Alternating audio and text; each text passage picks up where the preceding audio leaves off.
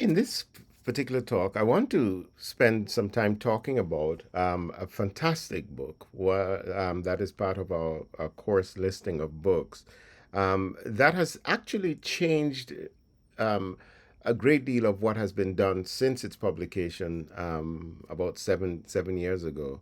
Of what we see in documentaries, what we see in other books that have been written about Bob Marley and Marley's work, and so on.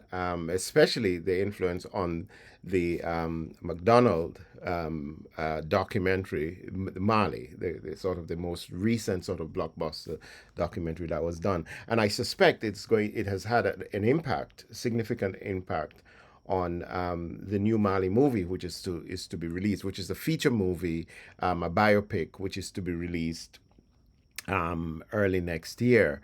And this book that I'm referring to is Christopher John Farley's um, book on Bob Marley, Before the Legend.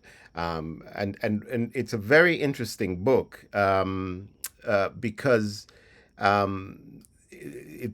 of course, its subtitle is The Rise of Bob Marley, The Rise of Bob Marley Before the Legend.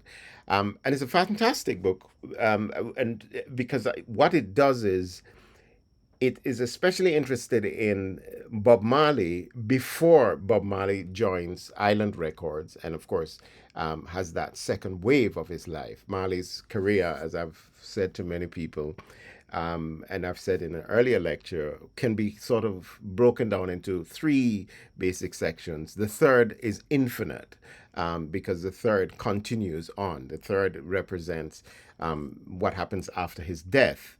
The first begins in 1961 when he first releases Judge Not. He does his first recordings. He's 17 years old, 16, 17 years old. And then that takes him up to 1971, 72 when he signs with Island Records. Those 10 years represent something quite interesting. It's the formation of Bob Marley and the Wailers. It's the formation of the Wailers band. It's a period of great performance, great success, great fame, even if not economical and financial success.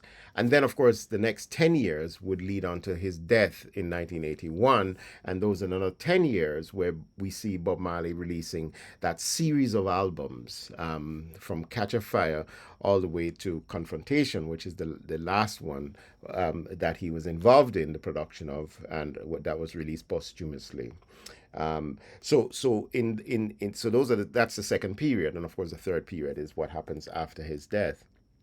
But what we see in many of the works that were explored, including my book on Bob Marley, is that we tend to focus on the island years. I think because they're more manageable. The albums are there, and the progression of ideas and the development of Bob Marley, and of course his growing fame and success, it's nicely sort of organized for us. The early Bob Marley is full of legendary stories. The making of Bob Marley, his movement from the country into town, his beginnings as a child, and then of course his relationship with the other Wailers, Bonnie Wailer and Peter Tosh, his relationship with with Rita Marley, and the formation of all the elements that would then lead to the island years and what would happen there. But of course, it's also a period of great productivity, great writing. It's a time when he's learning how to produce. It's a time when he's meeting all these producers, whether it's Lee Scratch Perry or Prince Buster or some of the major producers who would help to shape Marley's idea of his work later on when he becomes his own sort of leading producer. What Chris Farley does, therefore, is to focus in on the years from 1945, Bob Marley's birth, right up until 1971, 72, when he becomes a part of Island Records. He meets Chris Blackwell and everything else that follows. So that's one of the important things. It's the way that he focuses that bit. Now that focus has existed in other books. Time Will Tell, Catch a Fire. These are books that were published in the 80s and the 90s that had great currency, great interest, and had to be rewritten because, of course, they were written fairly close to Marley's life, and therefore some of the information was apocryphal, some of the information was just inaccurate, some of the information was rumor, mythologies, legends, and things like that. And increasingly, one of the things that becomes clear is that it is fair to describe those works not as intensely journalistic in the sense of investigative journalism, but in the sense of a kind of oral carrying, sort of carrying the stories of the artist talking about him, the interviews that are done on the fly, the interviews that are done with different people, the different stories that are brought together. People like Timothy White and Stephen Davis, these are guys who are talked to many people. Vivian Goldberg, I think she is. All of these people have talked to different people, gathered these stories, and are telling their stories, and telling these stories beautifully to give an account of Bob Marley. What Christopher John Farley does is that he brings his background as a journalist to bear on this very information. Um, and so the earliest bits and the most sort of I think radically revolutionary and revelatory section of Christopher Farley's book is his work on the white side of Marley's family. Um, and this is an area that was just not deeply investigated. In earlier tellings, in the accounts that are given, we know that Bob Marley's father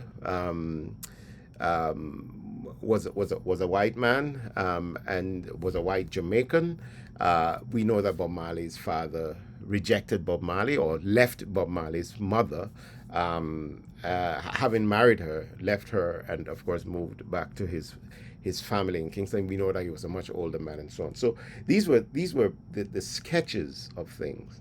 What what Farley does is Farley goes a little further and he goes deeper to investigate by then trying to identify the family, the white family of Bob Marley, who live in Jamaica and other parts of the world, and he interviews them. He tries to find what the actual story is. Did Marley go looking for them? What happened in that encounter? And he builds that around looking at newspaper articles, looking at existing interviews and things like that to try and build the picture of the formation of this early Marley life. Farley's book is fantastic. Farley, as many of you would know, his current position is one with National Public Radio, PBS, and so on and so forth, and he has a major production role there. But Farley has done work. For years he was the music editor of Time magazine at a time when Time magazine was, of course, one of the big weekly journals that was being published. In fact, it was Farley who was in place when Time magazine, at the turn of the century, that is in 2000, selected Exodus as the album of the year, for instance. Farley was really at the front of that table when those discussions were done. Farley would go on to work for the Wall Street Journal, the Speakeasy online version. He was pioneering the online side of the Wall Street Journal. And then he would go on to work for Audible, audible.com, and lead in a series of initiatives and innovations with Audible. And then, of course, most recently, he's taken his job at National Public Radio, National Public Media. So Farley has a long history, and of course he's written books on other musicians. He's a novelist as well, and so this is somebody really bright, and he's a Jamaican. He's a Jamaican of Jamaican heritage.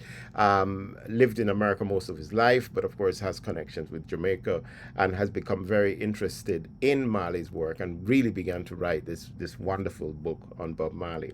I say that, and so Farley's book, I'd say, is hugely important because I think it opens the door for encouraging more accurate in investigations, sort of journalistic investigations into the stories about around Marley, trying to locate exactly where he lived, following up to see where he moved to from place to place, not simply accepting that he was in Trench Town, trying to find documents, birth certificates, going into archives to find more information. And I think the seriousness with which Farley treats Marley's legacy and Marley's work is incredibly beneficial and incredibly important, because I think it allows us to understand Marley's life and existence very well. So certainly in the early days of understanding Marley's relationship to the white side of his family, the Marley side of his family, and their rejection of him in many ways, and they sort of come upon of that situation. But he also is able to look at, for instance, the moment when Marley gets married to Rita Marley, the rift that begins to take place between Bonnie Whaler, Peter Tosh, and Marley. They're coming back together. The relationship, the economic relationships with outfits like Cayman Music, Marley attempting to work with people like Johnny Nash, Marley traveling to Sweden to make a movie.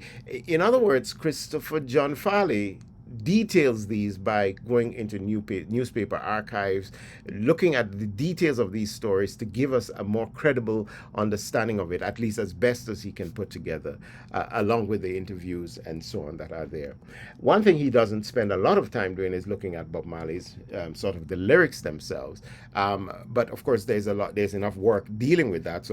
But it becomes this really fantastic work that I think is a great foundation for of course understanding the later Bob Marley.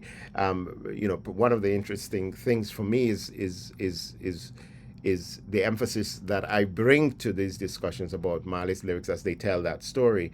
And of course, Farley sort of seeds us with the notion that there is a place for looking at Marley, the songwriter, in the 60s, and how that songwriter, that person who is fascinated by love songs of loss, and then the emerging sort of Marley, the Marley before Marley becomes a Rastafarianism, his movement into Rastafarianism, all of these things Christopher John Farley paints for us to frame our discussion of the music that Marley creates out of it.